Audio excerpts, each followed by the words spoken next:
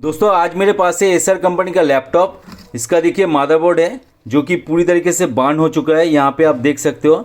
तो दोस्तों आपको भी अगर जानना है, सीखना है कैसे मदरबोर्ड को ट्रबल शूट किया जाता है, कैसे रिपेयर किया जाता है, कैसे डिसअसेंबल किया जाता है, कैसे अपग्रेड किया जाता है, तो आप मेरे चैनल को फॉलो कर सकते हैं।